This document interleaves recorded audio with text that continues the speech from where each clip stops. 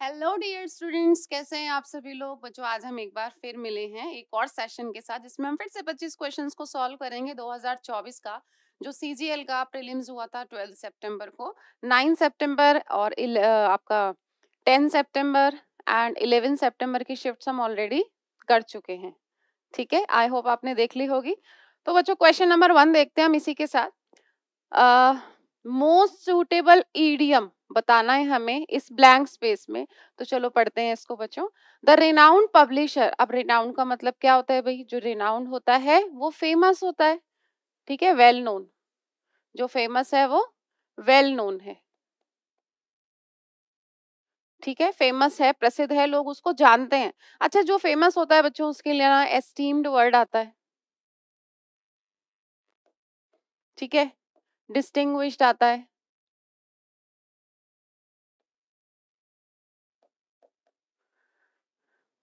ना। एंड आप कह सकते हैं एमिनेंट भी है वो, ठीक है, डिस्टिंग्विश्ड, एमिनेंट। और आप कहते हैं इलस्ट्रियस, प्रेस्टिजियस, ये सारे वर्ड्स हो जाएंगे बच्चों, ठीक है। प्रेस्टिजियस भी इसी के लिए होता है, प्रेस्टिजियस। प्रेस्टीज को कहते हैं प्रसिद्धि, उसमें जब ओयूएस लगा देंगे तो वो एक एडजेक्टिव बन जाएगा, दैट इज प्रेस्टिजियस। अब जो भी पर्सन फेमस होता है किसी भी चीज के लिए उसको आप लेजेंडरी कहते हैं, क्योंकि वो वेल नोन है, फेमस है, एस्टीम्ड है, और आप कह सकते हैं एमिनेंट है, ठीक है, प्रोमिनेंट भी हो जाएगा। तो द रिनाउंड पब्लिशर, ये जो फेमस पब्लिशर था, डिसाइडेड, उसने डिसाइड किया to withdraw a book from the market, market से एक बुक लेने का उसने डिसाइड किया, बुक विड्रॉ करने का, है ना, मतलब उसको वहां से हटा देने का डिसाइड किया। No one was interested in the book, अब उसका रीजन भी बताया जा रहा है, ऐसा क्यों? क्योंकि कोई भी उस बुक में इंटरेस्टेड नहीं था, इसलिए विड्रॉ करने का सोचा उसने, ठीक है, कि ये बुक लोग नहीं पढ़ेंगे, इसको विड्रॉ कर लो, है ना। एज द आर्ग्यूमेंट्स प्रेजेंटेड वर, अब उसका रीजन क्या है? क्योंकि जो आर्ग्यूमेंट्स उस किताब में प्रेजेंट किए गए थे वर, अब मुझे यहाँ से एक ईडियम चूज करना है, हाई एंड माइटी। देखो, हाई एंड माइटी बच्चों ऐसे इंसान के लिए यूज होता है जो बहुत ही इगोइस्ट होता है, घमंडी होता है, ठीक है। तो ऐसा इंसान क्या होगा? ऐसा इंसान होगा सुपरसिलियस, जो ये मानता है कि मेरे सामने सारे व्यक्ति मुझसे इंफीरियर है and I am the superb, है ना, I am the most important person. इस तरह का व्यक्ति नार्सिसिस्टिक भी कह सकते हैं आप उसको, घमंडी होता है, सबको मानता है कि सब मेरे से नीचे नीचे हैं। जो सुपरसिलियस होता है वो हॉटी होता है, कंसीटेड होता है, पॉम्पस होगा, ठीक है, और आप कह सकते हैं स्नॉबिश, काइंड नहीं होता, ओवरऑल घमंड बहुत होता है इसके अंदर, ओवर बियरिंग होता है ये, ठीक है, ओवर बियरिंग कह सकते हैं आप इसको। And imperious is one more important word, imperious, over bearing, घमंडी के लिए ये सारे वर्ड्स आएंगे बच्चों। तो देखो, हाई एंड माइटी, माइटी किससे बना है? माइट मतलब स्ट्रेंथ होती है, ताकत, अपने आप को बहुत ताकतवर समझता है, अपने आगे किसी को कुछ नहीं मानता। बिसाइड द मार्क फ्रेज का यूज हम तब करते हैं बच्चों जब आप कहते हैं कि कोई चीज कैसी है, इररेलेवेंट, ठीक है, इररेलेवेंट है, उसको आप कहेंगे, ओके, इररेलेवेंट है, मतलब बिसाइड द पॉइंट है, कोई चीज किसी काम की नहीं है, ठीक है, इररेलेवेंट है, नॉट टू द पॉइंट, ठीक है। आउट ऑफ द वुड्स का मतलब होता है बच्चों आउट ऑफ डेंजर, जब हम बात करते हैं कि आउट ऑफ डेंजर या फिर किसी डिफिकल्टी से बाहर आ गए हैं आप, ठीक है, डेंजर और ट्रबल, किसी परेशानी से फाइनली हम बाहर आ गए हैं, तो हम कहेंगे out of the woods. And under the rose का यूज आप तब करते हैं जब हम किसी चीज को बच्चों सीक्रेटिवली करते हैं, ठीक है, सीक्रेटली करते हैं और प्राइवेटली करते हैं, सीक्रेट और प्राइवेट होता है, ओके, छुप छुप कर करते हैं। इसके लिए एक इडियम और है हमारे पास, अंडर द टेबल, हालांकि वो ब्राइब के लिए यूज करते हैं, अंडर द टेबल का मतलब होता है रिश्वत देना, तो छुप कर ही देंगे, है ना। अब जब भी कोई भी काम हम सीक्रेटली और प्राइवेटली करेंगे तो उसके लिए कौन से वर्ड्स हमने पढ़े थे? स्टेल्थी, स्टेल्थी, ठीक है, छुप छुप कर। और क्या कह सकते हैं? सरैप्टिशियस,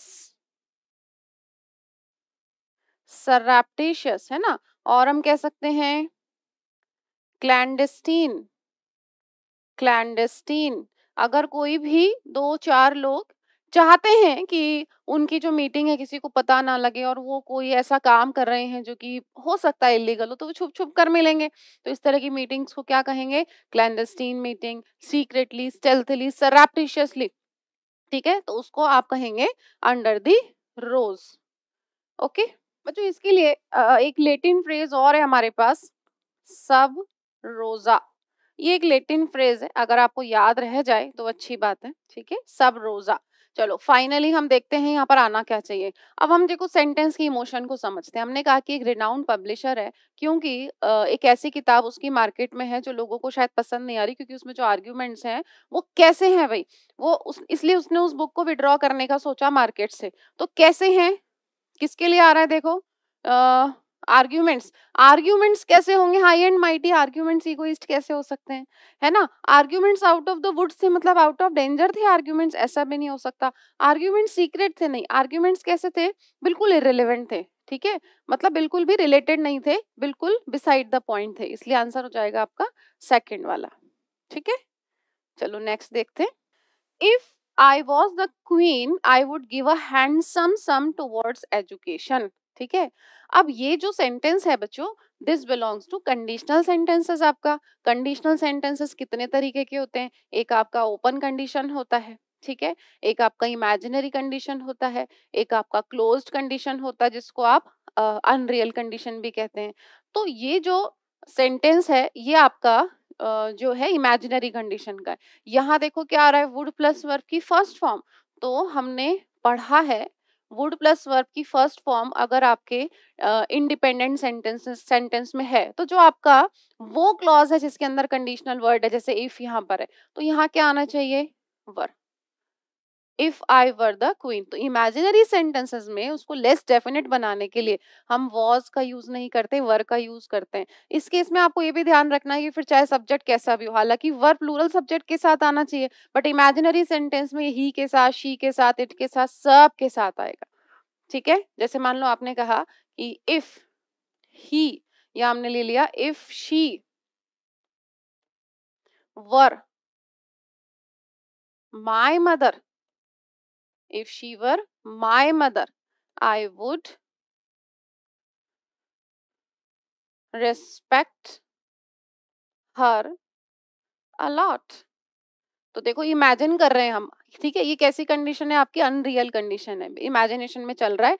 तो क्योंकि देखो ना तो वो मेरी माँ है और ना ही, क्योंकि माँ नहीं है तो फिर जो आपका आगे वाला इंडिपेंडेंट सेंटेंस उसका भी कोई मतलब नहीं है। तो जब सब कुछ ही इमेजिनेशन में चल रहा है तो it should be less definite ना, कम निश्चितता होनी चाहिए ना फिर उसकी। तो इधर क्या आएगा, वर, क्योंकि वो मेरी माँ है नहीं और हो भी नहीं सकती। If she were my mother, मान लो कोई व्यक्ति, कोई जो बेटा है वो अपनी माँ की बहुत बेइज्जती करे, आपने कहा देखो अगर वो इतनी अच्छी लेडी है, अगर वो मेरी माँ होती तो मैं उनकी बहुत रिस्पेक्ट करती। ठीक है, तो ना तो वो है माँ और ना ही मैं रिस्पेक्ट कर पाऊंगी, है ना। तो इफ शी वर, इधर वर आएगा और दूसरी तरफ क्या आ रहा है देखो, वुड प्लस वर्ब की फर्स्ट फॉर्म। तो यहाँ जो गलती है वो इसमें थी, यहाँ आपका सही आंसर होना चाहिए वर, वर आएगा भाई। ठीक है, चलिए नेक्स्ट देखते हैं। बच्चों नेक्स्ट क्वेश्चन में आपको रिसीव वर्ड दे रखा है और उससे उसका हमसे पूछा है एंटोनिम, विलोम शब्द। तो रिसीव करने का मतलब क्या है, आप किसी चीज को स्वीकार करते हैं, तो भाई आपने मान लो कुछ गेन किया तो वो भी आपके पास आया है ना। आप कुछ कलेक्ट करेंगे, मतलब मिलते जुलते वर्ड्स बता रही हूँ। अटेन कर लिया आपने कुछ, है ना, ऑप्टेन, ऑप्टेन भी आ जाएगा, ऑप्टेन कर लिया, मतलब मिला है हमें कुछ, उस केस में ये से रिसीव के सारे सिनोनिम्स हो सकते हैं। अक्वायर है, ठीक है, अक्वायर कर लिया, अक्रू कर लिया, ACCRUE, है ना, और अक्वायर कर लिया। इन सब का यूज हम करते हैं जब हमारे पास कोई चीज आती है ना। अब देखो रिवॉर्ड, रिवॉर्ड जो है ये यूज होता है something given in recognition of service. एक तो हो गया रिवॉर्ड का मतलब प्राइस, एक तो हो गया आपका प्राइस, ठीक है। अच्छा दूसरा रिकॉम्पेंसेट के केस में आएगा, बताती हूँ कैसे।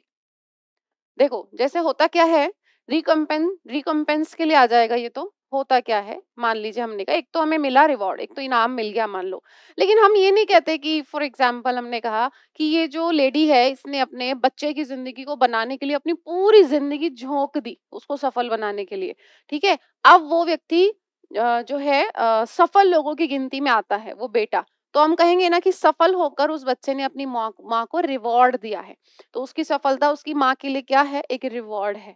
तो कॉम्पेंसेट कर दिया कि भाई जितना उसने पूरी जिंदगी अपनी झोंक दी थी, ठीक है, हमने बच्चे की सफलता के लिए, तो उसको रिकॉम्पेंसेट कर दिया उसने सफल होकर, है ना, तो वो एक रिवॉर्ड हो गया। ओके, तो रिकॉम्पेंस के लिए भी आएगा। चलो फंड, अब फंड क्या है, फंड का मतलब है कलेक्शन। देखो फंड का मतलब है कलेक्शन, जब आप किसी फंडिंग होती है ना, पैसा होता है, तो कलेक्शन ऑफ मनी आप कह सकते हैं, है ना। एडमिट करते हैं तो आप क्या करते हैं, किसी चीज को आपने कन्फेस कर लिया, स्वीकार कर लिया, हाँ मैं एडमिट करता हूँ मेरी गलती थी, कन्फेस कर लिया, आपने किसी चीज को एक्सेप्ट कर लिया, मान लिया, ठीक है। तो उस केस में अच्छा, एक एडमिट हम उस केस में भी यूज करते हैं, जैसे हॉस्पिटल में एडमिट करवा दिया किसी को, तो एडमिट के साथ फिर टू आता है ना, यहाँ पर है स्वीकार करना, लेकिन आपने स्वीकार नहीं किया तो आपने क्या कर दिया, हम इसका ऑपोजिट देखें तो आपने क्या कर दिया, इसका ऑपोजिट क्या हो जाएगा, आपने डिफाई कर दिया। डिफाई से नाउन क्या बनती है, डिफायंस, डिफाई मना करना, डिफाइंस मतलब अवहेलना, इसका ऑपोजिट क्या हो जाएगा, ओबीडियंस, ठीक है। आपने रिफ्यूज कर दिया, मना कर दिया, रिफ्यूज कर दिया, डिनाई कर दिया, ठीक है, मना कर दिया किसी काम को करने के लिए। और डिसमिस हो सकता है वैसे इसमें, है ना, डिसमिस मतलब आप अग्री नहीं करते किसी चीज से, है ना। चलो नेक्स्ट देखते हैं। अब एग्जाइल, एग्जाइल का मतलब क्या है भाई, बाहर निकाल देना, जैसे वनवास के लिए एग्जाइल वर्ड यूज होता है ना, कि राम जी को 14 वर्ष के वनवास के लिए भेजा था तो उनको बाहर निकाल दिया था, ठीक है, राज्य से देश से बाहर निकालना, हालांकि वनवास होता है तो बैनिश, बैनिश का यूज कर सकते हैं आप, इविक्ट हो जाएगा बाहर निकालने के लिए, ठीक है, इविक्ट हो जाएगा। और वैसे बाहर निकालने के लिए दूसरे सेंस में अगर मैं कहूँ, जैसे इजेक्ट, आपने बहुत बार इजेक्ट वर्ड को देखा होगा, सुना होगा, जब हम लैपटॉप में पेन ड्राइव लगाते हैं और फिर जब उसे बाहर निकालना होता है तो इजेक्ट लिखा हुआ आता है कि आपको आपका जो ये पेन ड्राइव है इसको इजेक्ट करना है, बाहर निकालना है सिस्टम से, तो बाहर निकालने के लिए इजेक्ट। अब बाहर निकालने के लिए जैसे देखो एक इमिनेट वर्ड है, बाहर की ओर आना, इमिनेट, थोड़ा सा आप लिंक करेंगे शब्दों को। इमिनेट होता है फॉर एग्जाम्पल, आप जैसे अपने ही घर पर पहुंचे, अंदर भी नहीं घुसे, सीढ़ियां चढ़े और जैसे ही घर के दरवाजे की तरफ जा रहे हो, आप कहते हैं ना आज तो जरूर मम्मी कुछ बना रही है, क्योंकि कुछ सुगंध, कुछ फ्रेग्रेंस घर के बाहर आती, जैसे हलवा बना है या फिर बेसन को भूना है, तो ये कुछ ऐसी फ्रेग्रेंसेस होती है जो फैल जाती है। घी की स्मेल बहुत जल्दी अगर उसे गर्म करेंगे तो फैलती है, आप कहेंगे यहाँ से बड़ी अच्छी खुशबू बाहर आ रही है, बाहर आ रही है मतलब the fragrance is emanating out of the house, ठीक है, बाहर आ रही है, तो बाहर आने के केस में इमिनेट का वर्ड यूज करेंगे। ओके, अब रिसीव का मुझे एंटोनिम ढूंढना है भाई, ठीक है। तो देखो रिवॉर्ड में तो, रिवॉर्ड तो प्राइज है ना, ये तो रिवॉर्ड तो आपको मिल रहा है, ये तो इसका सिनोनिम टाइप हो गया। फंड कोई सेंस नहीं दे रहा इस केस में, है ना। एडमिट करना भी भाई, रिसीव, रिसीव करना, एडमिट करना, एक्सेप्ट करना। एग्जाइल का मतलब, एग्जाइल क्या है, देखो एक तो रिसीव कर रहे हैं, अटेन कर रहे हैं, ऑब्टेन कर रहे हैं, एग्जाइल बाहर निकाल दिया, हालांकि बहुत बढ़िया तरीके से लिंक नहीं हो पा रहा है, बट इसका आंसर यही होगा क्योंकि और कुछ नहीं बैठ रहा है ना, एग्जाइल ही होगा, बाहर निकालना।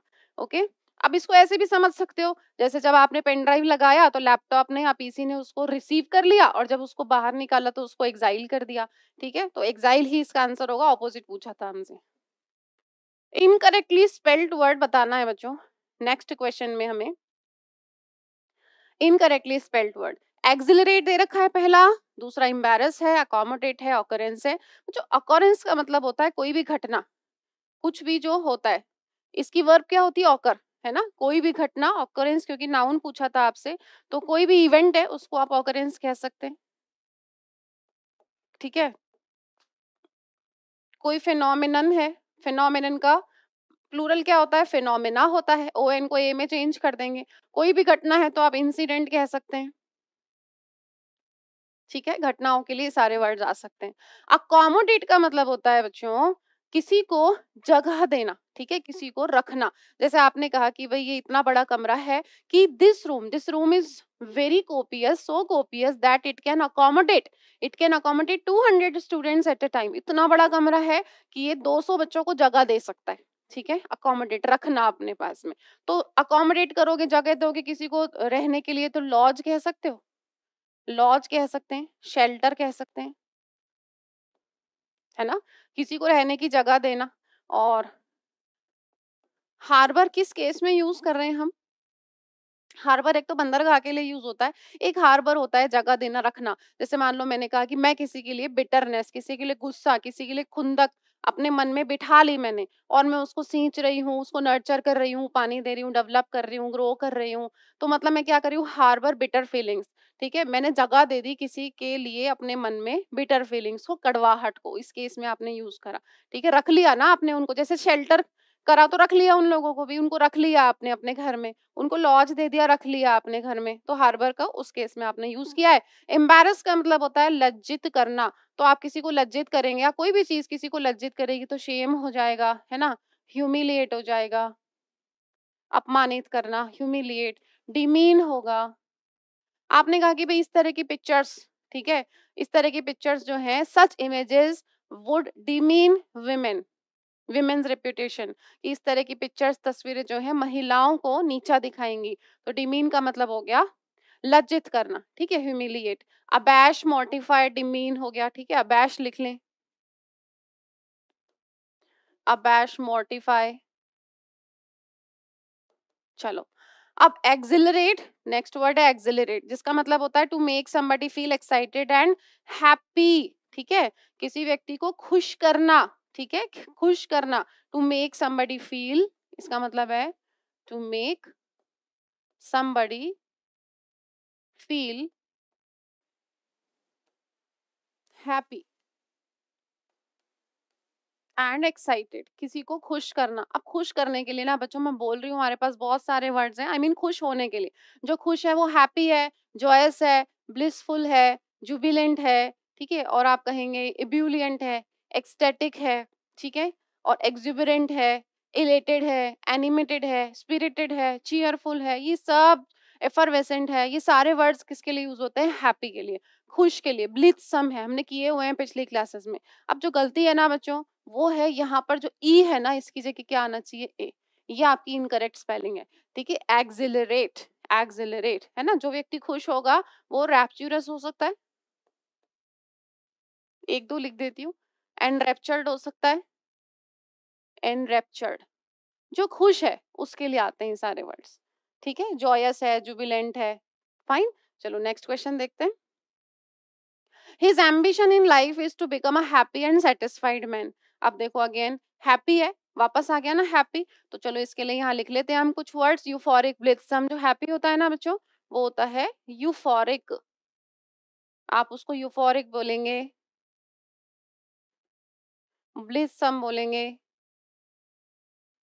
ठीक है, एक्सटेटिक बोलेंगे, इलेटेड होगा,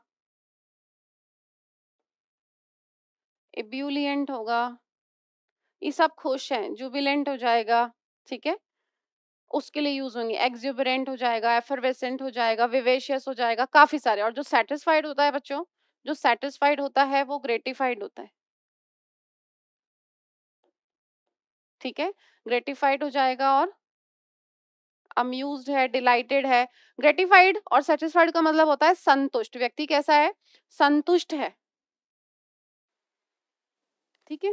एंड कंटेंटेड,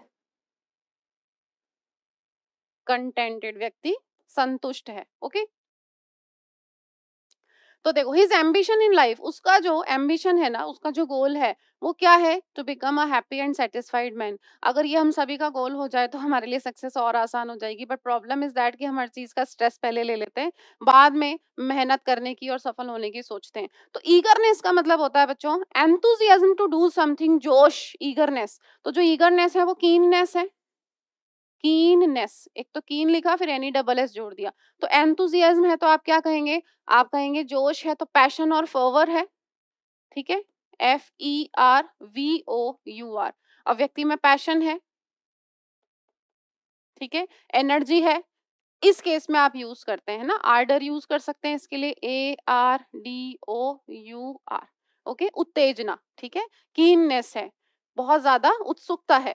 अपैथी का मतलब होता है बच्चों lack of interest and concern, मतलब आपको उस बात से कोई फर्क नहीं पड़ता, आप बिल्कुल उदासीन हैं, ठीक है, you are paying no heed towards something, कुछ भी हो रहा हो आपके सामने, अगर आप डिटैच्ड हैं, आप अलूफ हैं, आप पैसिव हैं, आपके ऊपर कोई फर्क नहीं पड़ रहा, तो कैसे हम अपैथेटिक। तो जब हम अपैथेटिक होते हैं तो अपैथी का मतलब क्या हो गया, अनकंसर्न, आपको कोई मतलब ही नहीं है किसी चीज से, अनकंसर्न, और इसीलिए इनडिफरेंस, इनडिफरेंस यहाँ पर हो जाएगा, ठीक है। सेटिस्फेक्शन संतुष्टि हो गया। अमेंड का मतलब होता है किसी चीज को चेंज करना, अमेंडमेंट होता है ना हमारी कॉन्स्टिट्यूशन में, संविधान में कुछ जो आपके आर्टिकल्स हैं, सेक्शन से बदलते रहते हैं, तो अमेंड का मतलब होता है किसी चीज को सुधारना, तो रिवैम्प हो गया, चेंज करना तो ऑल्टर हो गया, आप उसमें कुछ बदलाव कर रहे हैं, ऑल्टर कर रहे हैं, ठीक है। एंड आपने कहा मॉडिफाई कर रहे हैं उसको, मॉडिफाई हो गया, ओके। अब उसमें सुधार लाने की कोशिश कर रहे हैं ना, तो एमिलियोरेट हो सकता है, एमिलियोरेट, सुधारना, एमिलियोरेट का मतलब होता है सुधारना, ओके। तो अमेंड का ओवरऑल मतलब हो गया किसी भी तरीके के चेंजेस की बात आप कर रहे हैं। अब आपने कहा कि उसका एम्बिशन है लाइफ में हैप्पी और सेटिस्फाइड होना, तो उसकी अपैथी है क्या, उसकी उसकी चिढ़ है क्या, उसका अनकंसर्न है क्या किसी चीज के लिए, नहीं, उदासीनता नहीं है। उसका सेटिस्फेक्शन है क्या लाइफ में, to become happy and satisfied man, नहीं, उसकी क्या है, उसका अमेंड है। अमेंड वैसे भी देखो हिज आ रहा है यहाँ पर, जब भी पजेसिव एडजेक्टिव होता है, पजेसिव एडजेक्टिव कैसे शब्द होते हैं, पजेसिव एडजेक्टिव होते हैं जैसे माय है, हिज है, हर है, ठीक है, देयर है, ये सारे पजेसिव एडजेक्टिव से संबंध बताते हैं। तो इनके बाद में हमेशा क्या आना चाहिए, नाउन आना चाहिए, क्योंकि आप संबंध किसी चीज से ही तो बताओगे ना, किसी संज्ञा से ही तो संबंध बताओगे, कि माय, मेरा क्या पेन, मेरी क्या कार, मेरा भाई, उसका घर, तो कुछ ना कुछ नाउन आनी चाहिए। यहाँ देखो नाउन की जगह अमेंड जो है, अमेंड वर्ब है, अगर नाउन होता तो अमेंडमेंट होता, ठीक है। तो यहाँ पर आएगा बच्चों ईगरनेस। और आप लोगों ने पढ़ा होगा ऐसे वर्ड जो NESS पर एंड होते हैं, SION पर एंड होते हैं, TION पर एंड होते हैं, ठीक है, ये सब क्या होते हैं, नाउन्स होते हैं। तो ईगरनेस है, उसकी पैशन, उसकी उत्सुकता है, उसकी उसका पैशन है लाइफ में हैप्पी और सेटिस्फाइड होना, ठीक है। तो बच्चों नेक्स्ट क्वेश्चन है हमारा, जिसमें हमसे पूछा है वन वर्ड सब्स्टिट्यूशन का एक क्वेश्चन है, और गिवन फ्रेज दे रखा है अ फॉल्स आइडिया और बिलीफ, कुछ ऐसा जो बिल्कुल फॉल्स है, गलत धारणा है, उसको आप गलत धारणा, मिथ्या बोल सकते हो। तो किसी को गलत धारणा है, उसके लिए कौन सा वर्ड है भाई, उसके लिए फेलिकी है, ठीक है। फेलिकी का मतलब होता है गलत धारणा, या आप कह सकते हैं भ्रांति, इसके लिए भ्रांति वर्ड प्रॉपर है ना, अप्रोप्रिएट है एकदम, भ्रांति होना। तो आपको किसी चीज का क्या हो जाएगा, मिसबिलीफ होगा, मिसकंसेप्शन होगा, इसके लिए वर्ड्स हैं आपके पास, मिसबिलीफ है, आपका कोई मिसकंसेप्शन है, गलत फहमी है, आप गलती कर रहे हो, गलती है ये आपकी, एरर भी इसी के अंदर, एरर है, डिल्यूजन है, भ्रम है आपको किसी चीज का, ये सारे वर्ड्स हो जाएंगे फेलिकी के लिए, ठीक है। मिथ है, इमेजिनेशन, फैंटेसी में ही जी रहे हो मतलब आप, है ना, इमेजिनेशन में तो फैंटेसी हो जाएगा, इमेजिनेशन में चल रहा है सब कुछ, ओके, इमेजिनेशन में।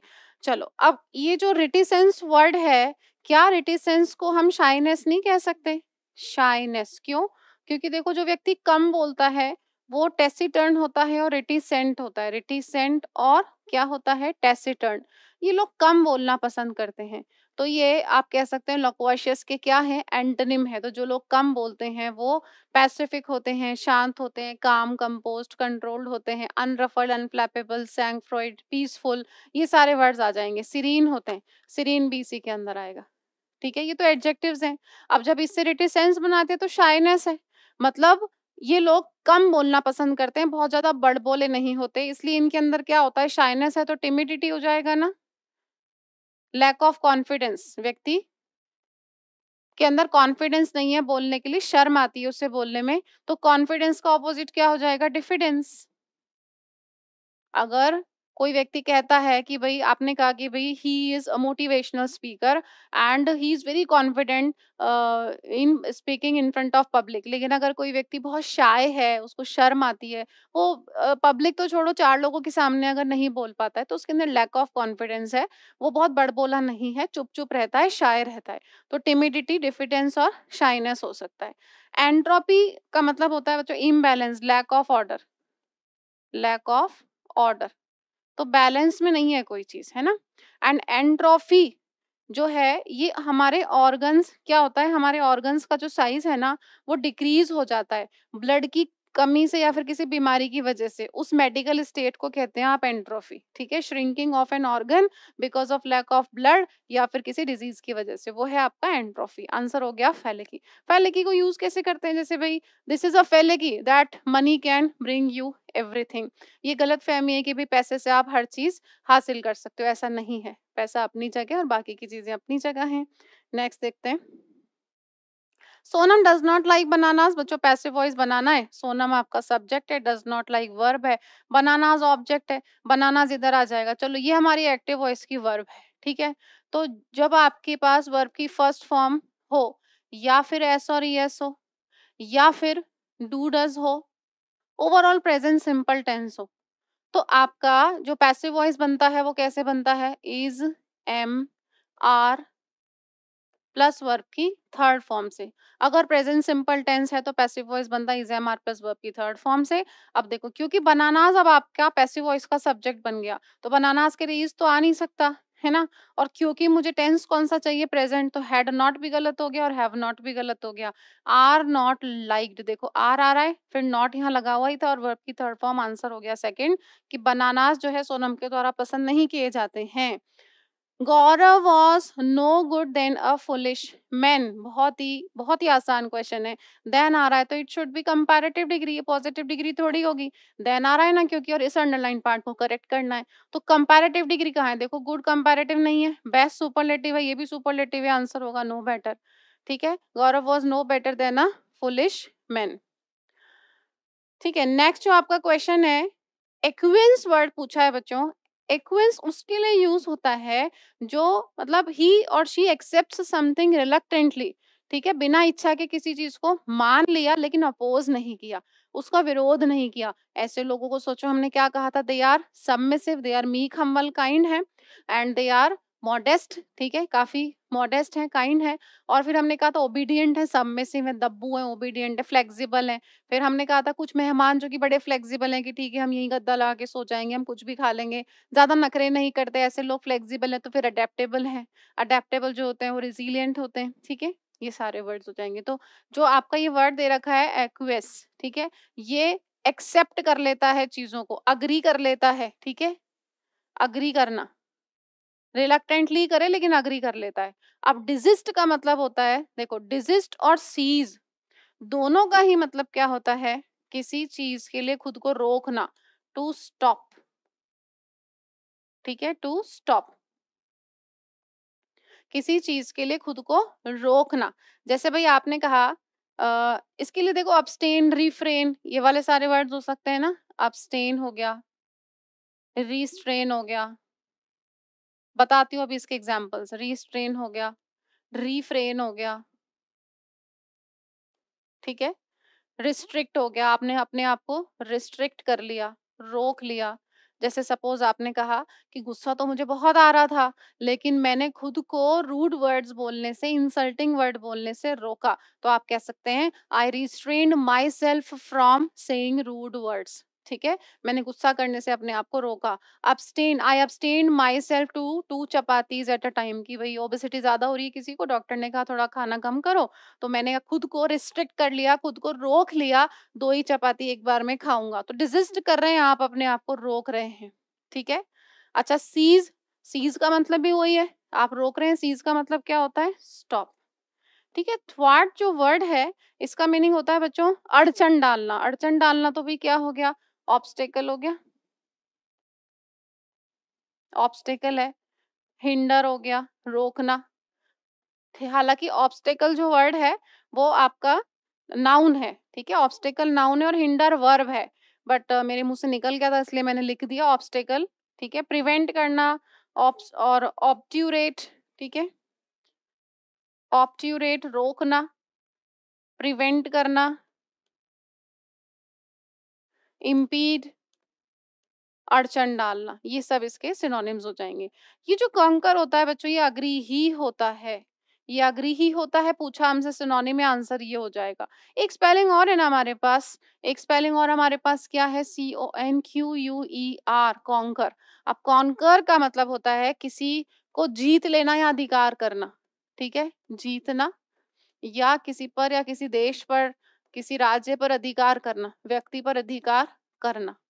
अब यहाँ से देखो, अगर हम यहीं से वर्ड्स बनाते हैं, ठीक है, हो जाएगा आपका इन, अनकॉन्करेबल कह सकते हैं, ठीक है, इन भी हो सकता है, अनकॉन्करेबल या इनकॉन्करेबल दोनों दिखेंगे आपको, इन या अनकॉन्करेबल। और इनविंसिबल, इनविंसिबल दोनों का यूज आप किसके लिए करते हैं, अजय, जिसे हराया ना जा सके, वो इतना शक्तिमान होता है, इतना शक्तिशाली होता है, ठीक है, इतना शक्तिशाली कि आप उसको हरा नहीं सकते, अजय, पराजित नहीं किया जा सकता, उसको बोलते हैं आप इम्पॉसिबल टू डिफीट और ओवरकम, जिस पर अधिकार नहीं कर सकते, ठीक है। आंसर हमारा हो गया कॉन्कर। नेक्स्ट क्वेश्चन देखते हैं। Someone has taken my secret diary, इसका पैसिव वॉइस बनाना है बच्चों, तो हैज टेकन, एक्टिव वॉइस में इसका पैसिव कैसे बन जाएगा, has, have plus been plus verb की थर्ड फॉर्म। मुझे ये देखना पड़ेगा कि मेरा सब्जेक्ट क्या बनता है, तो सब्जेक्ट आपका क्या बनेगा, माय सीक्रेट डायरी, मतलब हैज आना चाहिए, ठीक है। तो विल तो वैसे ही कट गया, हैड कट गया, हैज दोनों में आ रहा है, तो my secret diary has to be taken नहीं, has been taken by someone, क्योंकि यहाँ पर टू नहीं आना था, इसको किस में चेंज करना था आपको, has, have plus been plus verb की थर्ड फॉर्म में। तो माय सीक्रेट डायरी सब्जेक्ट बन गया, हैज टेकन का हैज बीन टेकन हो गया और बाय समवन, ठीक है। नेक्स्ट क्वेश्चन देखो।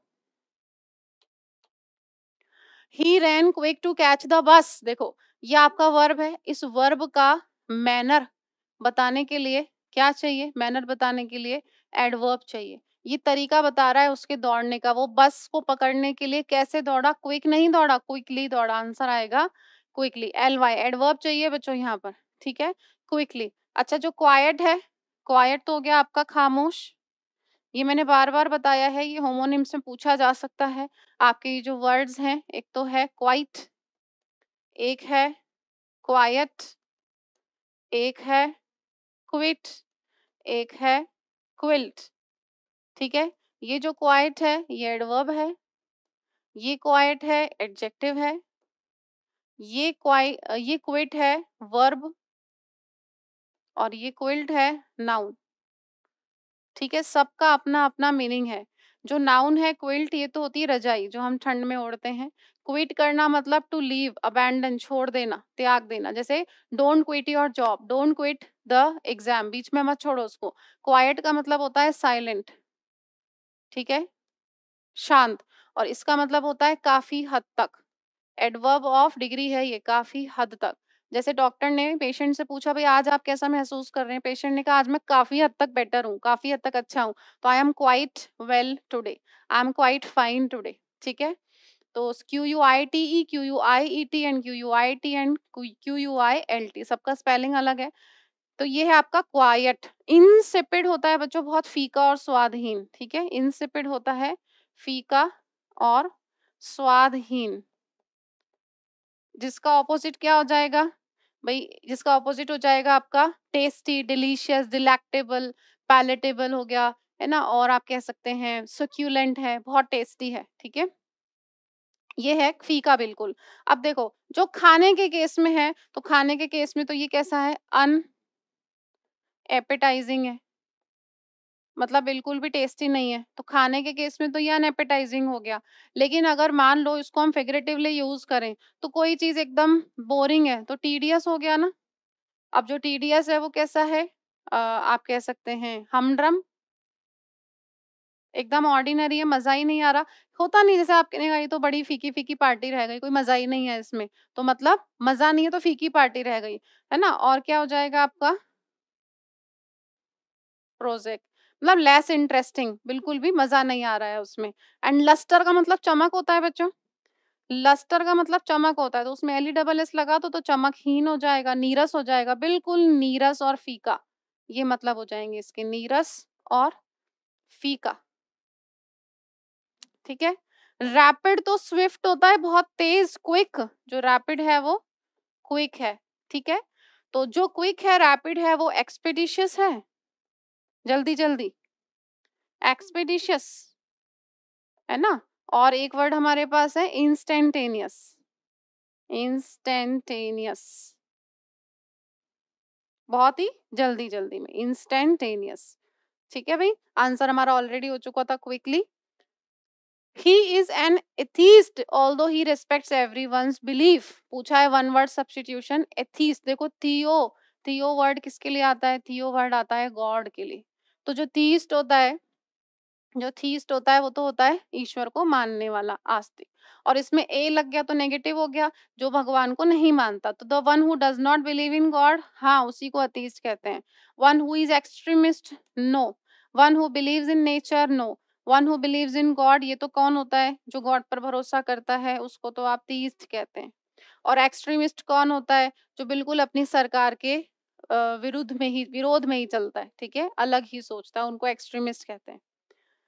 That which can not be conquered, अब ये देखो, चीजों को डिटेल में करने का ये फायदा होता है। अभी अभी हमने देखा था कि जिसको कॉन्कर नहीं किया जा सकता, मतलब जिसको, जिस पर जीत हासिल नहीं की जा सकती, जिसे हराया नहीं जा सकता, उसको क्या कहेंगे आप? इनविंसिबल, इनविजिबल, इनडेलिबल और इनएफेबल। ऑब्वियसली इनविंसिबल इसका आंसर हो जाएगा। इनविजिबल क्या है? अदृश्य, जो दिखता नहीं है। ठीक है, जो दिखता नहीं है उसको आप क्या कहेंगे? Can't be seen. इनडेलिबल, जिसको रिमूव नहीं किया जा सकता, indelible. That can be removed, जिसे हटाया नहीं जा सकता, तो उसको इन इरेडिकेबल भी कहोगे आप, इन इरेडिकेबल। जैसे बीमारियों का बिल्कुल सफाया कर दिया, इरेडिकेट कर दी, eradication of malaria, eradication of chicken pox. लेकिन जिस चीज को हटाया नहीं जा सकता वो इन इरेडिकेबल है। जैसे इन इरेडिकेबल इंक, परमानेंट इंक है, उसको, उसका दाग नहीं मिटाया जा सकता, तो इन इरेडिकेबल हो जाएगा। और इन इफेसिबल, ठीक है, इन इफेसिबल।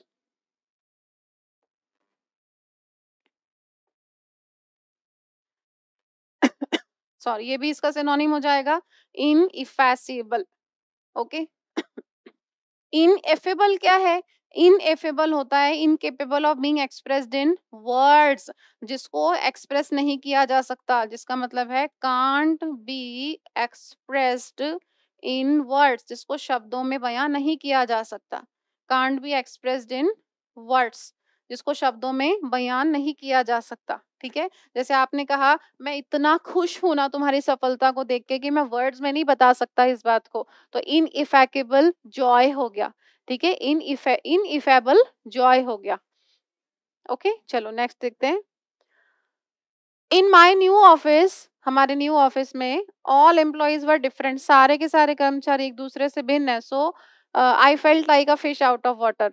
जस्ट यू जस्ट इमेजिन कि water, how important water is for a fish. उसके बिना उसका जीवन है ही नहीं, और आप सबको पता है मछली जल की रानी है, जीवन उसका पानी है ना। तो एक फिश को कैसा लगेगा जब उसे पानी से बाहर निकाल दिया जाएगा? आप किसी ऐसे माहौल में जाते हैं जहाँ आपको बिल्कुल अच्छा नहीं लगता है, वाइब्स अच्छी नहीं आती, वहां से भागने का मन हो रहा है, तो आपको अनकंफर्टेबल फील होता है। तो व्हेनेवर यू से कि मान लो आपने कहा वो मुझे इतनी ग्रैंड पार्टी में ले गया, मुझे वहां बिल्कुल अच्छा नहीं लग रहा था, वहां कोई मुझसे बात करने वाला नहीं था, तो I was feeling like a fish out of water. Answer हो जाएगा अनकंफर्टेबल। ठीक है, अगर आप डिसअपॉइंटेड हैं तो डिजेक्टेड है, दुखी है, डिजेक्टेड है, सैड है, डोलफुल है, मोurnफुल है, दुखी है ना, डिसमे, डिसमेड है, क्रेस्ट फॉलन है, ये सब दुखी के लिए आते हैं। ठीक है, फ्रस्ट्रेटेड है आप तो आप इरिटेटेड है, इरिटेटेड एंड फ्रस्ट्रेटेड है, वेक्स्ड है, ठीक है, अनॉयड है, और आप कह सकते हैं एग्रेवेटेड, इन्फ्यूरिएटेड,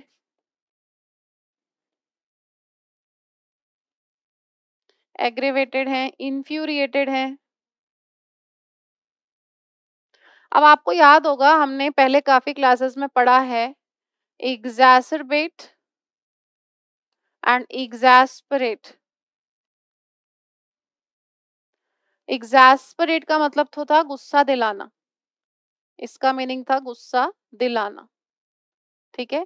एंड exacerbate का मतलब था बिगाड़ना, चीजों को बिगाड़ना, वर्सन करना, डिटीरियोरेट करना, वर्सन करना। तो इधर क्या आ जाएगा, गुस्से में होना, तो exasperated होगा ना। इसमें क्या कर दिया आपने, ईडी लगा दिया, तो exasperated हो जाएगा ये, ठीक है। एंड मेडन भी आ सकता है, MADDEN, ध्यान रखना ये नहीं लिखना है, ये मेडन नहीं लिखना है, ठीक है। ये लिखना है MADDEN। अच्छा, ये जो MAIDEN है ये क्या है, एक तो ये अनमैरिड गर्ल के लिए आता है, अनमैरिड वुमेन के लिए। एक मेडन होता है क्रिकेट में, जो मेडन ओवर होता है, मतलब मेडन ओवर जिसमें कोई रन नहीं मिलता, खाली ओवर जाता है। एक मेडन होता है फर्स्ट ऑफ इट्स टाइप, पहला पहला, ठीक है, किसी चीज का पहला पहला, जैसे कोई एटीएम मशीन पहली पहली जो बनी थी, मॉडल जो था उसका, उसको कहेंगे मेडन, सबसे पहला, ठीक है। अच्छा बच्चों, जो होमलेस होते हैं, जो होमलेस और जॉबलेस भी होते हैं, जिनका कोई घर बार नहीं है, उनको आप क्या कहेंगे, उनको आप कह सकते हैं ट्रैम्प, वैग्रेंट, वेगाबॉन्ड, है ना, और कह सकते हैं ड्रिफ्टर। चलो अब सुन लो केवल एक बार, ड्रिफ्टर। अब क्योंकि जैसे मान लिया हमने किसी के पास घर-बार नहीं है, नौकरी नहीं है, तो उसका काम कैसा है, मूविंग, मूविंग है, ट्रैवलिंग है, नोमैडिक है। नोमैडिक कौन होता है, जो घुमक्कड़ होते हैं। फिर मैंने आपको बताया था किसी का जॉब अगर ट्रैवलिंग है, एक जगह बैठने का काम नहीं है, ट्रैवलिंग है, जैसे 6 महीने कहीं करना पड़ता है, 6 महीने कहीं करना पड़ता है, उसके लिए वर्ड्स हैं आइटिनरेंट एंड पेरिपेटेटिक। आइटिनरेंट एंड पेरिपेटेटिक, जो कंटिन्यू बच्चे क्लासेस ले रहे हैं, उनको रिपीटेशन का फ़ायदा लग रहा होगा, आइटिनरेंट एंड पेरिपेटेटिक। फिर हमने देखा जैसे मान लो किसी का घर-बार नहीं है, नौकरी नहीं है, गरीब है, तो उसकी पूरा उसका जो जीवन यापन है वो किसके ऊपर निर्भर है, भिक्षा पर, भीख पर। तो वो बेगर होगा, स्पॉन्जर होगा, मेंडिकेंट होगा, ठीक है, बेगर, स्पॉन्जर एंड मेंडिकेंट।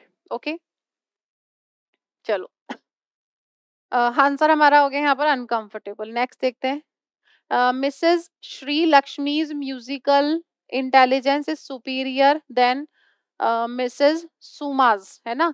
तो आपने पढ़ा होगा कि जितने भी आपके एडजेक्टिव्स है जो आईओआर पर खत्म होते हैं, सुपीरियर है, इंफीरियर है, ठीक है, जूनियर है, प्रायर है, इन सब के बाद में देन नहीं आता, इन सब के बाद में आता है टू, ठीक है। तो टू, यहाँ गलती जो है फर्स्ट पार्ट में बच्चों, देन की जगह यहाँ पर आना चाहिए टू। नेक्स्ट क्वेश्चन देखते हैं बच्चों। नेक्स्ट क्वेश्चन हमारा है जिसमें पैराजम्बल का एक पैराग्राफ आपसे पूछा गया है, इसको हमें सही सीक्वेंस में लिखना है, ठीक है। तो चलो उसको पढ़ते हैं। द जेन्युइन बिलीव्स, जो बिल्कुल जेन्युइन, जेन्युइन का मतलब है एकदम वास्तविक मान्यताएं, ठीक है, वास्तविक मान्यताएं हैं, दो नॉट अनकॉन्शियसली अक्वायर्ड, यद्यपि अधिकांश बच्चों द्वारा अनजाने में हासिल नहीं की गई हैं। अनकॉन्शियसली का मतलब है अनजाने में, तो बहुत सारे बच्चों के द्वारा ये अनजाने में हासिल नहीं की गई, एक्वायर्ड का मतलब होता है हासिल करना, ठीक है। And even if they depart, they किसके लिए आ रहा है, बच्चों के लिए। और अगर मान लो ऐसा हो, भले ही बाद में वे depart from these beliefs in later life, ठीक है, ये हो सकता है भाई बच्चों ने कुछ बिलीव्स को हासिल किया है, ये हो सकता है कि और कैसे अनकॉन्शियसली नहीं किया, अनजाने में नहीं किया, एकदम जानबूझ के भली भांति तरीके से देख के प्रैक्टिकली उसको क्या किया उन्होंने, अक्वायर किया। ये हो सकता है कि लेटर लाइफ में वो उससे थोड़े से कट गए हों, डिपार्ट हो गए हों, अलग हो गए हों, ये कहना चाह रहे हैं यहाँ पर लेटर लाइफ में। Something of them remains deeply implanted, लेकिन उनमें से कुछ, अब ये देम क्या है, बिलीव्स, तो ये बात तो क्लियर हो गई कि पहले बिलीव्स आएगा फिर देम आएगा, मतलब ए के बाद बी आएगा, ये तो बिल्कुल अ, बिल्कुल 100% श्योर है। तो something of them remains deeply implanted, उनमें से कुछ गहराई से, इम्प्लांट मतलब डीपली रूटेड, गहराई से जड़ पकड़ लेते हैं, ठीक है, निहित हो जाते हैं और ready to emerge in a time of stress of crisis, और तैयार रहते हैं कि स्ट्रेस के टाइम पे, आपदा के टाइम पे, विपत्ति के टाइम पर वो रेडी रहते हैं, इमर्ज मतलब उभरने के लिए, ऐसे वक्त पर, नेगेटिव टाइम पर, कठिन वक्त पर उभरने के लिए तैयार रहते हैं। The importance of education in forming character and opinion. अब यहाँ पर एक चीज इंट्रोड्यूस हो रही है कि भाई एजुकेशन का जो महत्व है ना, कैरेक्टर निर्माण में, चरित्र निर्माण में और ओपिनियन को बनाने में। आप खुद देखो, एक ऐसा व्यक्ति जो बिल्कुल एजुकेटेड नहीं है और जो एजुकेटेड व्यक्ति है, उन दोनों के विचारों में कितना डिफरेंस होगा, उनके ओपिनियंस कितने अलग होंगे, है ना। बहुत ज्यादा है इसकी भूमिका ओपिनियन बनाने में और कैरेक्टर मेकिंग में, बहुत इंपॉर्टेंट रोल प्ले करता है, और ये बात वेल रिकॉग्नाइज्ड बाय ऑल, सब जानते हैं, अच्छी तरीके से पहचाना है सब लोगों ने इसको। Education is as a rule, और एजुकेशन को अगर हम एक नियम के रूप में इसकी बात करें, द स्ट्रॉन्गेस्ट फोर्स, तो ये एक सबसे स्ट्रॉन्ग फोर्स है on the side of what exist, कि भाई क्या एग्जिस्ट करता है, एंड अगेन फंडामेंटल चेंज, और एक फंडामेंटल चेंज भी है। तो मुझे ये समझ में आ रहा है कि सबसे पहले जो इंट्रोडक्शन है ना, वो सी में दिया गया है, एजुकेशन का इंपॉर्टेंस क्या है, ठीक है। तो सी से हमारे पास पहले तो हम क्या करें, ए बी तो हमें चाहिए था, ए बी यहाँ आ रहा है, ए बी यहाँ आ रहा है और यहाँ नहीं आ रहा, तो यहाँ ए बी नहीं आ रहा है, इसको काट दो। अब क्योंकि मुझे समझ में आ गया कि मेरा इंट्रोडक्शन सी में है, तो देखो ये तो कट ही गया, सी में है, इसको काट दो, इसको काट दो, आंसर हो जाएगा आपका C A B D. C A B D would be the correct answer, ठीक है। During COVID times many organisations made sentimental appeals to raise funds for migrant workers. बच्चों जो माइग्रेंट होते हैं वो प्रवासी होते हैं, they move from one place to other, और अभी अभी हमने डिस्कस किया था, if the people whose work is of moving and travelling, उनका जो काम होता है वो घूमने का होता है, तो जो माइग्रेंट होते हैं उनको ट्रैवलिंग कहेंगे, मूविंग कहेंगे, मूविंग और ट्रैवलिंग, ठीक है।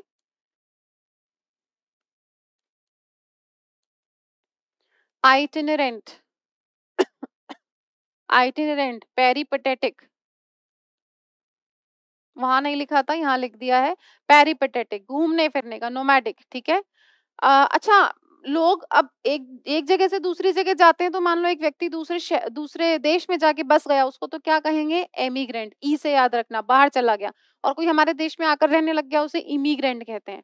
जो आ रहा है, आय से याद करना, इमिग्रेंट, और जो बाहर जा रहा है, एग्जिट कर रहा है, वो एमिग्रेंट, ई से याद रखेंगे इसको, ठीक है। तो आइटिनरेंट एंड पेरिपेटेटिक, ओके। अच्छा, फिर वही इनका अगर कोई घर बार नहीं है, तो उसके लिए मैंने आपको वर्ड्स बताई दिए, ट्रैम्प, वैग्रेंट कह देंगे आप, और ड्रिफ्टर है, ठीक है। चलो, अब सेंटिमेंटल का मतलब क्या है भाई, भावुक, इमोशनल। तो कोविड के टाइम पर बहुत सारी ऑर्गेनाइजेशंस ने इमोशनल, ठीक है, सेंटिमेंटल मतलब इमोशनल अपील्स की थी माइग्रेंट वर्कर्स को कि हम आपके पैसे जो हैं वो बढ़ा देंगे। तो प्रैक्टिकल का मतलब होता है बच्चों प्रेगमेटिक, प्रैक्टिकल प्रेगमेटिक है, और एम्पिरिकल, एक तो दिल से चलता है और एक कहता है प्रैक्टिकल, भाई प्रैक्टिकल अप्रोच रखो। तो इन्होंने तो सेंटिमेंटल की बात करी है, ठीक है, तो हमें क्या बताना है इसका सिनोनिम, तो प्रैक्टिकल तो होगा नहीं। बच्चों सिनिकल होता है डीपली डिस्ट्रस्टफुल, जो किसी पे ज्यादा भरोसा नहीं कर पाता, शक करता है लोगों पे, तो जो सिनिकल होता है बच्चों वो स्केप्टिक होता है, ठीक है, स्केप्टिक। अब ज्यादातर ऐसे लोग कौन होंगे, मिसेंथ्रोपिस्ट, ये लोगों से दूर रहते हैं, मिसेंथ्रोपिस्ट, क्योंकि ये संदेह करते हैं लोगों पे, लोगों को स्वार्थी मानते हैं, तो ये मिसेंथ्रोपिस्ट होते हैं। और क्योंकि ये बहुत बड़े हताश होते हैं, इसलिए पैसिमिस्टिक होते हैं, डीपली डिस्ट्रस्टफुल होते हैं, किसी पे भरोसा नहीं कर पाते। ये पैसिमिस्टिक है, ये प्रैक्टिकल कैसा होगा, ऑप्टिमिस्टिक होगा, ये तो आशावादी है, और पैसिमिस्टिक कौन होगा, निराशावादी, ठीक है। अच्छा, मॉकिश होता है बच्चों चापलूसी से भरा। जैसे मान लो मॉकिश स्टेटमेंट है, तो उसने कहते हैं ना कि भाई चीनी घुल रही है उसके शब्दों में, तो शुगर ही कहेंगे आप, SUGARY, बड़ी मीठी मीठी बातें करना, चापलूसी करता है, ठीक है। तो मॉकिश स्टेटमेंट शुगर ही हो गया। एंड फ्लैटरिंग, फ्लैटरिंग चापलूसी से भरा। जो चापलूस होता है वो कौन होता है, आपका साइकोफेंट होता है, और ऑब्सिक्यूअस होता है। साइकोफेंट एंड ऑब्सिक्यूअस, मैं बोल के बता दे रही हूँ बच्चों, क्योंकि लिखकर आपका सेशन बहुत लंबा हो जाता है, बट अगर आप इसको डिलीजियसली और बहुत ही सिंसियरली सुनते हैं सारे वर्ड्स को, और पिछली क्लासेस आपने मेरे साथ की हैं, तो आप बिल्कुल इसके साथ लिंक बना पा रहे होंगे। और सिंसियर, सिंसियर क्या है भाई, गंभीर, तो ये भी गंभीर रिलेटेड हो गया। तो हमारा जो आंसर है, इसका हमसे क्या पूछा था? इसका हमसे सिनोनिम पूछा था, ठीक है? सिनोनिम। तो देखो मॉकिश इसका आंसर क्यों होगा? क्योंकि उन लोगों ने, अच्छा मॉकिश का जो यूज़ होता है ना, वो ऐसा होता है कि आप करना नहीं चाहते बट आप दिखाते हो कि हम आपके लिए अच्छा-अच्छा करेंगे, ठीक है? तो बिल्कुल भी उनकी जो अपीस थी वो सिंसियर नहीं थी, प्रैक्टिकल तो थी नहीं, सिनिकल नहीं, मॉकिश, बिल्कुल चीनी घुल रही हो जैसे उनकी बातों में, धोखा देने के उद्देश्य से, ठीक है? केवल उनको बेवकूफ़ बनाने के लिए कि हम आपके पैसे बढ़ाएँगे, लेकिन उन्हें बढ़ाने नहीं थे। इनकरेक्टली स्पेल्ड वर्ड बताना है बच्चों, ये है। इसकी स्पेलिंग होनी चाहिए प्रीसीड, और प्रीसीड का मतलब क्या होता है? कम बिफोर समथिंग, ठीक है? कम बिफोर समथिंग, किसी चीज से पहले आना। जैसे मैंने कहा कि my name comes, my name precedes yours in the alphabetical order, कि अल्फाबेटिकल ऑर्डर में मेरा नाम तुम्हारे नाम से पहले आता है, ठीक है? उसी तरीके से हमने बात करी भाई ये घटना उस युद्ध से पहले की है, उस युद्ध से पहले की है, तो दिस इवेंट या इंसिडेंट प्रीसीड्स दैट वॉर, ठीक है? पहले की है। उसके लिए ना हमारे पास एंटी डेट एक वर्ड है, अगर कोई पिछली डेट की है तो, पिछली डेट की है तो आप उसको कहेंगे एंटी डेट, किसी डेट से पहले अगर कुछ हो रहा है तो। एंड एंटीसीड, एंटीसीड पहले घटित होना।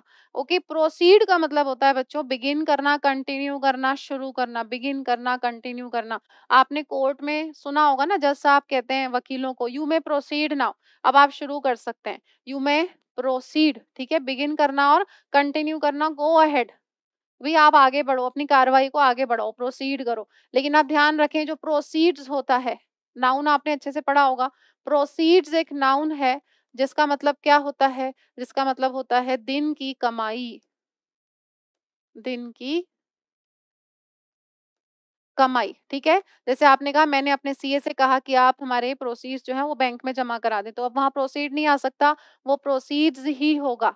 दिन की कमाई को आप प्रोसीड्स कहते हैं। ठीक है? एंड सक्सीड करना मतलब अगर आप सक्सीड कर रहे हो तो आप थ्राइव कर रहे हो ना, आगे बढ़ रहे हो। आगे बढ़ रहे हो तो आप प्रॉस्पर कर रहे हो। प्रॉस्पर कर रहे हो और क्या कर रहे हो भई? आप फ्लोरिश कर रहे हो। प्रॉस्पर कर रहे हो एंड फ्लोरिश कर रहे हो। खूब धन-धान्य से परिपूर्ण, है ना? व्यक्ति आगे बढ़ रहा है, सक्सीड सफल हो रहा है।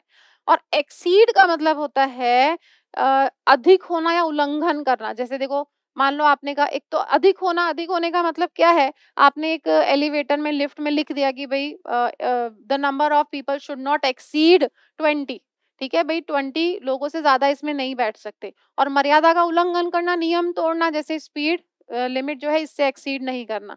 You can not exceed your limit, बढ़ा नहीं सकते आप, ठीक है? सरपास नहीं कर सकते। तो देखो इस केस में सरपास और ट्रांसेंड हो जाएगा, ठीक है? सरपास करना और ट्रांसेंड उल्लंघन करना, नियम को तोड़ना, ठीक है? आंसर हो गया हमारा 4। अच्छा, सिक्योर वर्ड आपको दे रखा है और इसका हमसे पूछा है एंटोनिम, विलोम शब्द। तो देखो सिक्योर का मतलब क्या है? आपने सिक्योर करा तो मतलब सेव कर लिया, बचा लिया, सेव कर लिया, बचा लिया। एंटोनिम पूछा है तो सेव तो इसका सिनोनिम ही हुआ, और जब आप किसी चीज को सेव करते हो तो उसको क्या करते हो? रेस्क्यू करते हो। बचाने के लिए रेस्क्यू आ गया। आपने प्रोटेक्ट करा, शील्ड करा, सुरक्षा दे रहे हैं, कंजर्व हो जाएगा, ठीक है? कंजर्व हो जाएगा इसके लिए। और आप कह सकते हैं, अच्छा अटैक, अटैक जो वर्ड है, अटैक के लिए आप असॉल्ट लिख सकते हैं, आक्रमण करना, असॉल्ट, ASSAULT, असॉल्ट हो जाएगा, ठीक है? और मिलिट्री अटैक के लिए बच्चों एक वर्ड होता है ब्लिट्स, BLITZ, मिलिट्री अटैक के लिए वर्ड होता है। तो यहाँ तो हमला किया जा रहा है। अब वैसे आपको मैं बताऊं कि अगर जैसे शब्दों के हिसाब से, शब्दों से अगर हमला करें, किसी की निंदा करें, वो भी अटैक है, तो उसके लिए क्रिटिसिज्म हो जाएगा, शाइड हो जाएगा, स्कोल्ड है, रेप्रिमांड है, क्रिटिसाइज, चेस्टाइज, कंडेम्ड, ये सारे वर्ड्स हो जाएंगे। निंदा करना, आलोचना करना। व्यक्ति सक्सीड हो रहा है तो अभी अभी आपको बताया था प्रॉस्पर हो रहा है ना? व्यक्ति सक्सीड हो रहा है, आगे बढ़ रहा है, प्रॉस्पर कर रहा है, फ्लोरिश कर रहा है। ओके।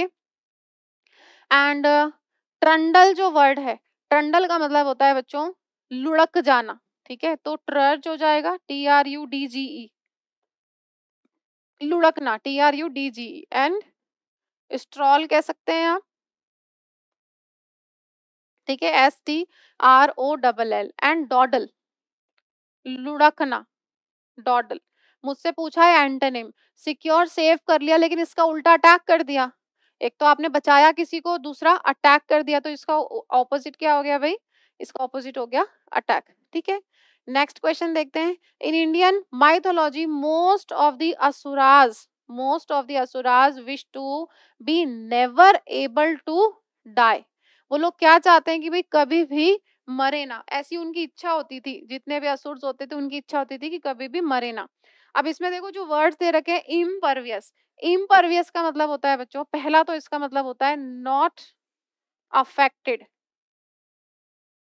नॉट अफेक्टेड और इन्फ्लुएंस्ड। अब बाय समबडी भी हो सकता है और समथिंग भी हो सकता है, ठीक है। और दूसरा मतलब होता है not allowing water to pass through. दूसरा इसका मीनिंग होता है not allowing water to pass through. दो मीनिंग कैसे? अगर हम व्यक्ति के केस में करें, अगर व्यक्ति इतना डिटर्मिन्ड है, रिजोल्यूट है, कमिटेड है ना, बहुत ज्यादा दृढ़ निश्चयी है, जिद्दी है, अनयील्डिंग है, तो वो कैसा हो जाएगा? इम्परवियस, मीन्स नॉट अफेक्टेड और इन्फ्लुएंस्ड। नॉट अफेक्टेड और इन्फ्लुएंस्ड बाय समबडी और बाय एनी इमोशन, किसी भी चीज से उस पर फर्क नहीं पड़ता, तो वो अटल है, ठीक है, अड़िग है, तो डिटर्मिन्ड हो जाएगा इस केस में। इस केस में हो जाएगा वो व्यक्ति डिटर्मिन्ड, ठीक है। अब दूसरा, जब हमने कहा कि कोई भी ऐसी चीज जिसके आर पार पानी नहीं जा सकता, तो वो चीज कैसी हो गई? वाटर प्रूफ हो गई कि नहीं हो गई? वो तो वाटर प्रूफ हो गई, जिसके आर पार पानी नहीं जा सकता। और मान लो ऐसी कोई लेयर है, ज्योग्राफी में हम पढ़ते हैं, ऐसी लेयर है जहां से पानी रिसता नहीं है, ऊपर ही रहता है, तो अंदर नहीं जा पा रहा, तो इम्परमिएबल भी हो गया, ठीक है। एंड इम्पेनिट्रेबल भी हो गया, जिसके आर पार कोई भी लिक्विड जा नहीं सकता, ठीक है। एंड इम्प्रेग्नेबल एक वर्ड है बच्चों, इम्प्रेग्नेबल, इसको अच्छे से देख लेना। इम्प्रेग्नेबल, एक्चुअली ये क्या होता है? ये इम्प्रेग्नेबल इतना ज्यादा फोर्टिफाइड होता है, इतना ज्यादा सुरक्षित होता है कि वो पहुंच से बाहर होता है। जैसे देखो, हम इसको अलग अलग तरीके से समझते हैं। एक तो एक व्यक्ति, उसको घेर रखा है भीड़ ने, आप उस तक पहुंच नहीं सकते, तो वो व्यक्ति कैसा हो गया? एक्सेसिबल नहीं है, तो इम्प्रेग्नेबल हो गया। इसको दूसरे तरीके से देखते हैं। एक ऐसी बिल्डिंग है जहां इतनी सिक्योरिटी और इतना फोर्टिफिकेशन है, इतना प्रोटेक्शन है, दीवारें मोटी है या गार्ड्स हैं, आप नहीं पहुंच पाएंगे वहां अंदर तक, तो you are not able to enter ना। तो वो ये एंटरिंग वाली बात हो गई, पानी अंदर नहीं जा पा रहा, आप भी अंदर नहीं जा पा रहे, तो इम्प्रेग्नेबल भी इस लिस्ट में आप पढ़ सकते हैं, ठीक है। अनेबल टू बी कैप्चर्ड, जिसको आप कैप्चर नहीं कर सकते, तो वो वाटर प्रूफ है और सील्ड है, सील्ड भी है। दो सेंस में यूज कर रहे हैं। अच्छा, इस केस में मैं ज्यादा नहीं लिख रही, इस केस में व्यक्ति कैसा हो जाएगा? डिटर्मिन्ड, और जो डिटर्मिन्ड होता है वो रिजोल्यूट होता है, अनयील्डिंग होता है। यील्डिंग कौन होता है? ओबीडिएंट, जो आसानी से बात मान लेता है, अडेप्टेबल होता है, फ्लेक्सिबल होता है। इनविंसिबल आपने पढ़ ही लिया, आप देखो कितनी बार आ गया इसमें इनविंसिबल, इसी वाले पेपर में। इमॉर्टल होता है लास्टिंग फॉरएवर, जो इमॉर्टल होता है वो लास्टिंग फॉरएवर, जो कभी भी खत्म नहीं होगा, हमेशा के लिए रहने वाला। तो ऐसी जो चीज होती है उसको आप क्या कहोगे? इसको हम कलर चेंज करके लिखते हैं इसके लिए। ऐसा कुछ भी जो होगा, जो कभी खत्म नहीं होगा, वो इटर्नल है, ठीक है, इटर्नल है। और आप क्या कहेंगे? वो एवर लास्टिंग है, ठीक है। यहाँ पर हम लिख लेते हैं एवर लास्टिंग, एवर लास्टिंग। और वो कैसा है? परमानेंट है, परमानेंट है तो फिर आप क्या कहेंगे? पेरेनियल है, पेरेनियल है, परपेचुअल है, सदाबहार, कभी भी खत्म नहीं होगा, ठीक है। और आप कहेंगे अबाइडिंग, लगातार चलने वाला, एंड्योरिंग, ठीक है, एवर लास्टिंग के सेंस में ये सारे वर्ड्स आएंगे। और आप कहेंगे इफेमरल, ठीक है, इफेमरल कह सकते हैं, एंड्योरिंग कह सकते हैं, इनसेसेंट भी आ जाएगा,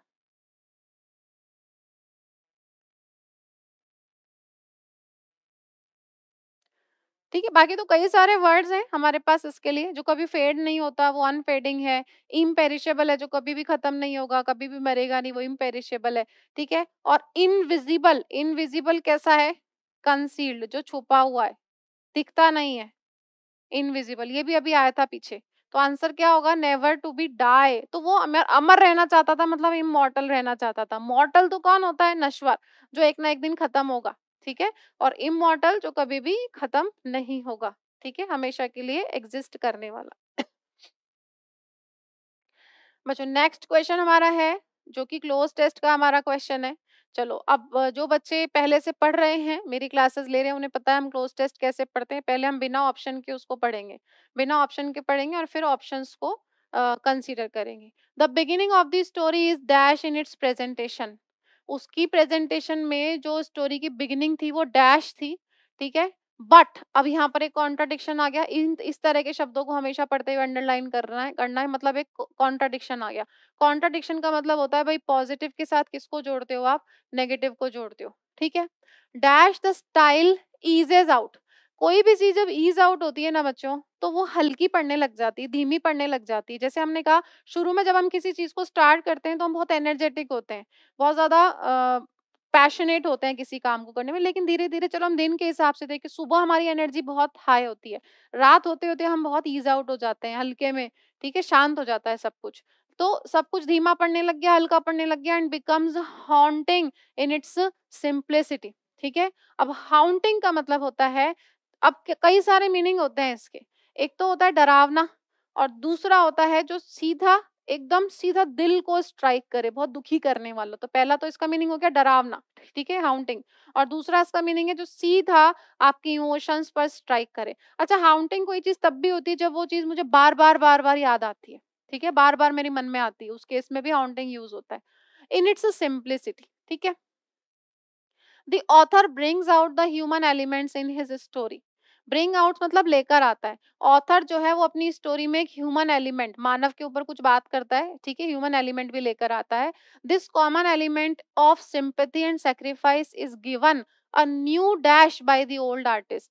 ये जो कॉमन एलिमेंट है ना, सिंपैथी और सेक्रीफाइस का, ठीक है, मतलब प्रेम और समर्पण का, उसको एक नया डैश दिया गया है बाय द ओल्ड आर्टिस्ट, एक ओल्ड आर्टिस्ट के द्वारा। हु किसके लिए आ रहा है? आर्टिस्ट के लिए, जो ये दर्शाते हैं। Who shows by his last desperate act. Desperate मतलब जिसके लिए आपने जी जान लगा दी हो, बहुत ज्यादा चाहते हो आप उस चीज को, तो अपने लास्ट एक्ट से उन्होंने ये जो कॉमन एलिमेंट था सिंपैथी और सेक्रीफाइस का, इसको डैश दिया गया है इस ओल्ड आर्टिस्ट के द्वारा। दैट वन कैन बी, और वो उनका एक्ट क्या है, क्या कहते हैं वो, कि एक व्यक्ति can be a hero for, एक व्यक्ति हीरो बन सकता है एक दिन, if only one cares dash, एक ही शर्त पर, अगर वो डैश को, डैश की केयर करे। देखेंगे क्या?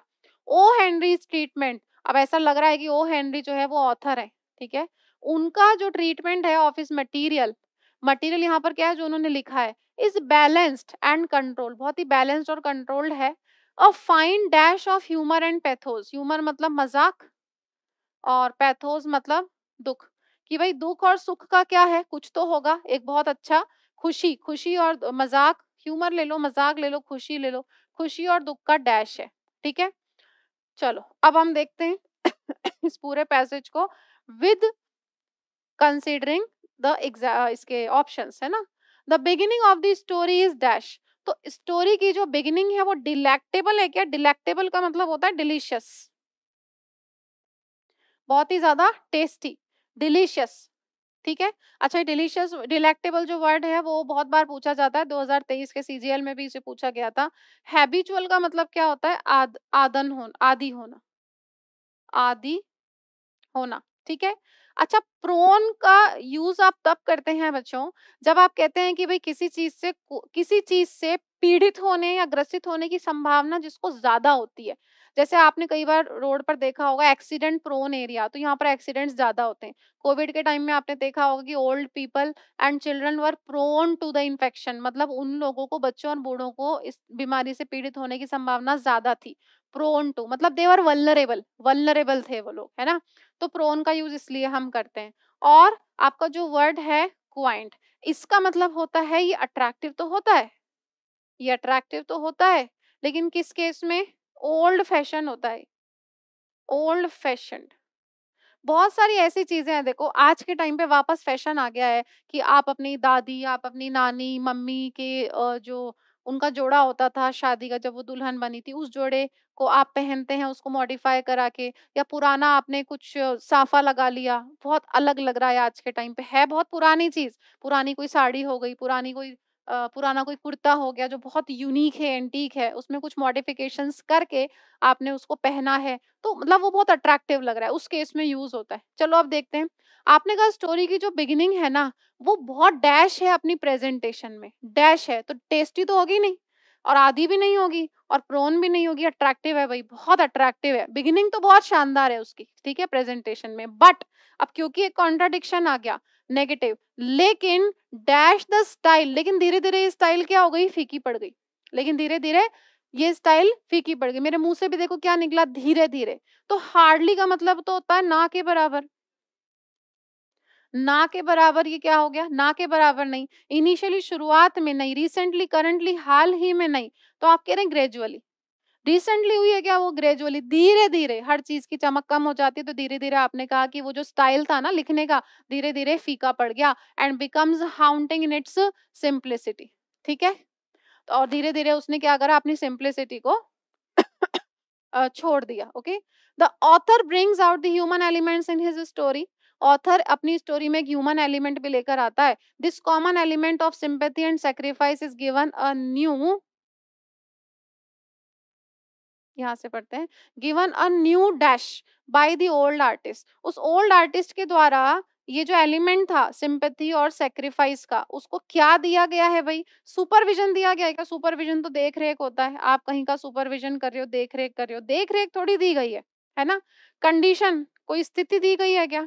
इन्फेक्शन, इन्फेक्शन तो बीमारियों का होता है, उसका कोई सेंस ही नहीं है। डायमेंशन का मतलब होता है मोड़। हाँ, एक ह्यूमन एलिमेंट देकर और इस ओल्ड आर्टिस्ट ने सिंपैथी और सेक्रीफाइस को एक नया मोड़ दिया है। न्यू न्यू मोड़, नया मोड़ दिया है। मूवीज चल रही होती है, फिर अचानक से हीरो मर जाता है, तो एक नया डायमेंशन आ जाता है उसमें, तो यहाँ पर क्या आ जाएगा? डायमेंशन, नया मोड़ दिया है। Who shows by his last desperate act, जो ये कहते हैं कि भाई एक व्यक्ति, कोई भी व्यक्ति हीरो बन सकता है एक दिन, इफ ओनली वन केयर्स, केवल अगर वो व्यक्ति केयर करे डैश की, ठीक है, केयर्स डैश, ठीक है, क्या केयर करे? One cares. अब देखो यहाँ पर आ रहा है दो, दो का मतलब होता है यद्यपि, यद्यपि एक कंजंक्शन है, ठीक है। एनफ, एनफ का मतलब होता है पर्याप्त, मतलब जितना जरूरी है उतना। ओके, थ्रू एक प्रीपोजिशन है जो क्या बताता है? मीन्स बताता है, स्रोत बताता है। जैसे आपने कहा मुझे तुम्हारा नंबर उसकी थ्रू मिला था, I got your number through one of my old friends, ठीक है। वो दोनों एक आप कहते हैं मैरिज ब्यूरो के थ्रू मिले थे, ठीक है, फिर उनकी शादी हो गई। Both of them met through a marriage, marriage agency, ठीक है। और टफ, टफ तो आपका हो गया बहुत ही हार्ड और स्ट्रॉन्ग, तो देखो इसका सेंस नहीं है। आपका ये जो मीन्स नहीं बता रहा है, यद्यपि कॉन्ट्राडिक्शन नहीं बता रहा है। आप कह रहे हैं कि एक व्यक्ति हीरो बन सकता है if only one cares enough, केवल वो थोड़ा सा ध्यान दे ले, पर्याप्त केयर कर ले, पर्याप्त ध्यान दे ले। तो यहाँ जो अप्रोप्रिएट वर्ड है वो क्या है? एनफ। दूसरा देखो ग्रामर से कैसे देख सकते हो, केयर्स क्या है? वर्ब, और वर्ब को मॉडिफाई करने के लिए किसकी जरूरत पड़ती है? एडवर्ब की। तो ये एडवर्ब है आपका, ठीक है, ये वाला जो वर्ड है वो एडवर्ब है। ओके, यहाँ पर O Henry's treatment of his material, इनका जो मटेरियल है वो क्या है? जो उन्होंने लिखा है, ठीक है, जो उनका लेख है, इज बैलेंस्ड एंड कंट्रोल। भाई बड़ा बैलेंस्ड है, बहुत अच्छे से सुसज्जित करके लिखा है, कंट्रोल्ड है, हौच पौच नहीं है। A fine dash of humour and pathos, तो वो ह्यूमर और पैथोस का, खुशी सुख और दुख का क्या है? असेंड का मतलब तो चढ़ाई होता है, चढ़ाई है। एक अच्छा क्या है? चढ़ाई है। अमेंड का मतलब होता है सुधार करना, एक अच्छा सुधार है, ठीक है। और लेजेंड, लेजेंड है, ठीक है। लेजेंड कौन होता है? बहुत ही फेमस पर्सन, ठीक है, लेजेंडरी। और ब्लेंड का मतलब क्या है? मिक्सचर, हाँ मिक्सचर है वो, मिक्सचर है किसका? ह्यूमर और पैथोस का। तो आई होप बच्चों आपको ये 25 क्वेश्चन समझ में आए होंगे, और स्पेशली ये क्लोज टेस्ट, क्लोज टेस्ट को या कोई भी रीडिंग कॉम्प्रिहेंशन का कोई भी पार्ट हो बच्चों, please keep it in your mind कि आपको क्लोज टेस्ट को अच्छे से विल फुल एफिशिएंसी के साथ अगर सॉल्व करना है तो आपको ग्रामर भी अच्छा करना पड़ेगा, वोकैब भी अच्छा करना पड़ेगा और आपकी रीडिंग स्किल्स बहुत अच्छी होनी चाहिए। अखबार पढ़ना शुरू कर दो, कोई भी कंटेंट पढ़ना शुरू कर दो, किताबें पढ़ना शुरू कर दो। It will not only benefit you in scoring good marks but also it will help you in being positive in living your life. बिल्कुल फ़र्क पड़ेगा बुक रीडिंग से। चलो बच्चों, इसी के साथ मुझे इजाज़त दीजिए, नेक्स्ट सेशन में मिलते हैं। थैंक यू सो मच बच्चों। प्लीज़ ज़्यादा से ज़्यादा शेयर करें वीडियोज़ को और ज़्यादा से ज़्यादा इसका फ़ायदा उठाएँ। Thank you so much. Take care. See you in the next session.